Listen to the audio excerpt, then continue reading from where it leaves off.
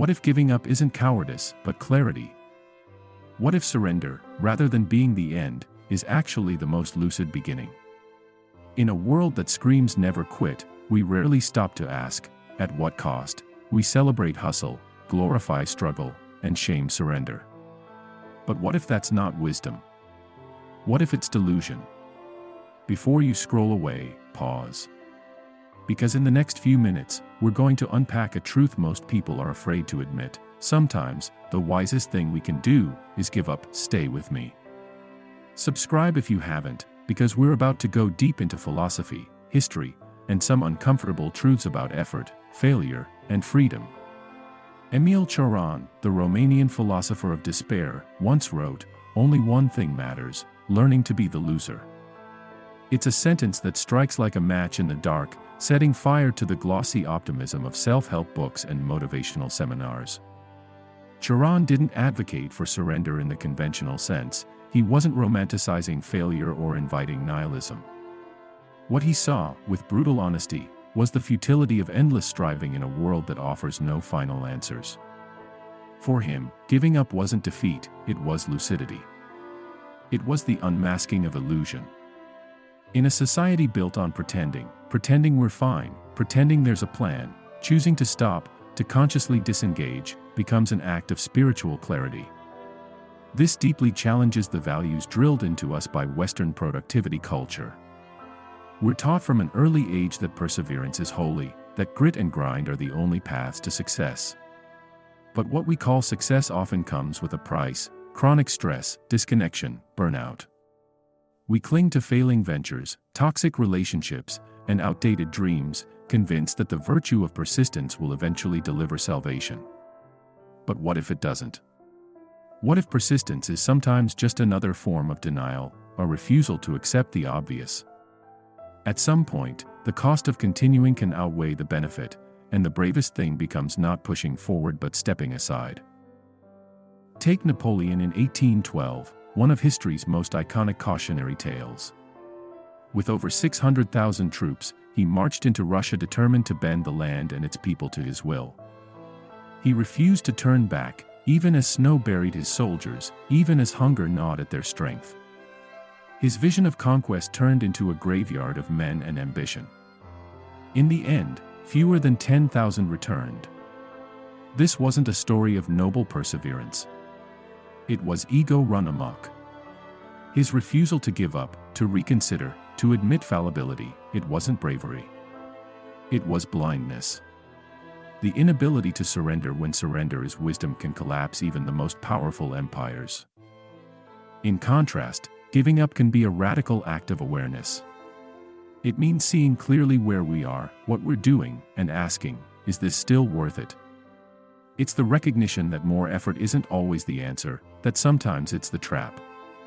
When we give up, we aren't admitting weakness. We're declaring sovereignty. We're saying, I will no longer be ruled by sunk costs or illusions. I choose honesty over hope. There's power in walking away, especially when the world insists that staying is the only path to worthiness. Letting go becomes an affirmation: my peace is more important than your expectations. Friedrich Nietzsche once said, "He who has a why to live can bear almost anyhow." But what happens when the why evaporates? When the meaning that once anchored us dissolves into air? Then the how, the daily grind, the effort, the pain, becomes unbearable. It transforms into torment. In such moments, continuing can feel like betrayal.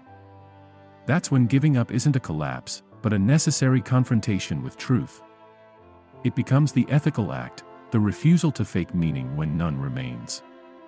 Nietzsche's words offer insight, but they also hint at the limits of endurance. When the why is gone, walking away can be the only honest choice left. Buddhism teaches that suffering begins with clinging, with the tight grip we maintain on expectations, identities, and outcomes. The Four Noble Truths don't instruct us to conquer the world, but to release our attachment to it. Often, the thing we need to give up isn't a task, a relationship, or a project. It's the belief that we must become someone else entirely. That we must be more, achieve more, win more. In giving up this internal war, we come home to ourselves. It's not apathy, it's acceptance. And in that space, we often discover a quiet strength that striving can never touch. Cioran, again, offers a strange kind of poetry in his despair. He said insomnia is a form of clarity, a mind too honest to let itself sleep. In the same way, giving up can be a kind of awakening. A sudden silence where noise used to be. It's not a breakdown. It's the moment we drop the mask and admit we're tired, we're done, we've seen enough. And in that moment, there's a strange kind of freedom. Not the jubilant, movie-ending freedom, but the cold, clear liberation of seeing things as they are. No more pretending. No more self-deceit. Just breath. Just being. The Stoics knew this, too. Marcus Aurelius, in his Meditations, returns again and again to one core principle: control what you can, accept what you can't. It's not an invitation to passivity, but to discernment. Giving up doesn't mean abandoning effort, it means abandoning illusion. The Stoic works, strives, acts, but not at the cost of his sanity or soul. He knows the line between action and obsession. To give up a losing battle isn't weakness, it's intelligence. It's the ability to say, I have done enough. Now I rest. The fear of giving up is rarely internal. It's social. It's the imagined voices. What will people think? Will they say I failed? Will they call me weak? We are conditioned to conflate endurance with value, even when that endurance is killing us. But the greatest minds, the philosophers, mystics, artists, understood something deeper, that social approval is a shallow compass. Continuing on a path that's wrong, just because others are watching, is a betrayal of self. Walking away, despite the whispers, is an act of uncommon courage. Simone de Beauvoir wrote that freedom begins with the recognition of our situation. Not fantasizing, not escaping into hopeful delusions, but standing still and looking it in the face. Giving up, in this frame, isn't about running away. It's about truth. It's about saying, this is what is. And in that confrontation, we can begin to make choices grounded not in fantasy, but in reality.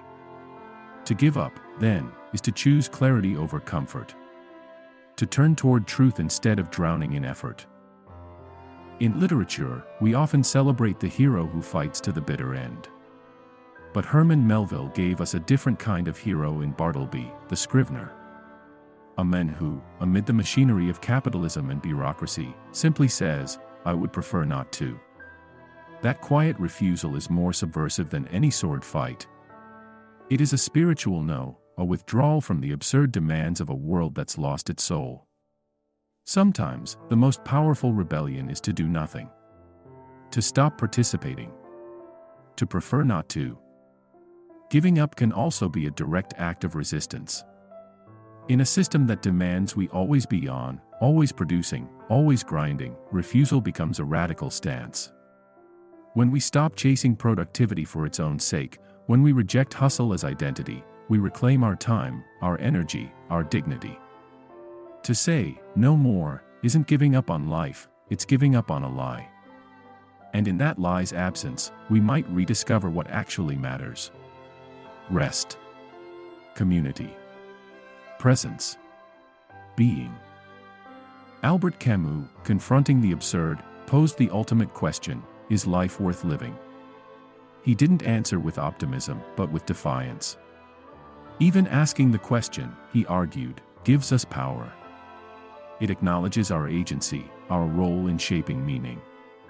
Sometimes, giving up isn't about surrendering life, but surrendering to the fact that it doesn't always make sense. That no grand narrative is coming to save us.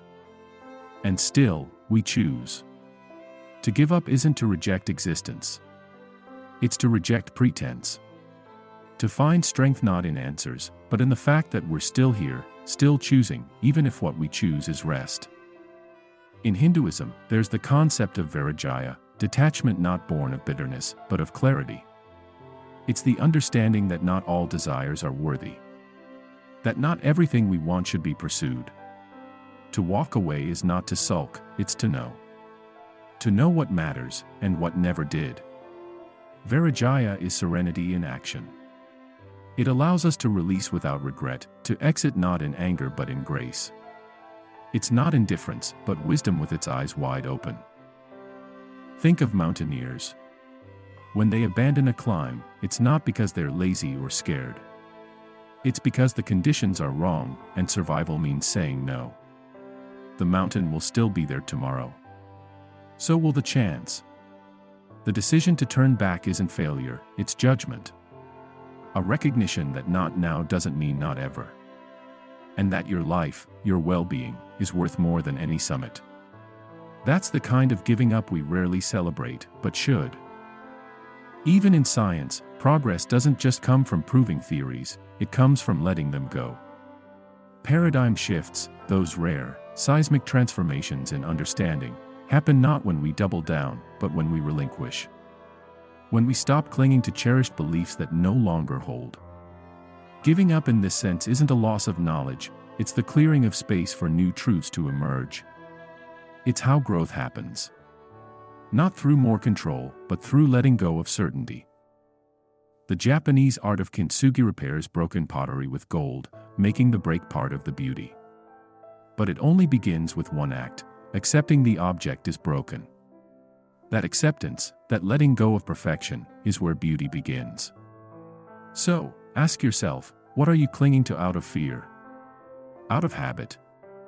Out of shame? Giving up isn't failure. Sometimes, it's the first real step toward living on your own terms. This is the Beyond the Surface channel. You don't have to burn out to matter. You don't have to keep going to be brave. Sometimes, the bravest thing is the quietest, the decision to stop. To rest. To release. If this video gave you something to think about, subscribe. Stick around. Because sometimes, letting go is how we hold on to ourselves. Thank you for watching.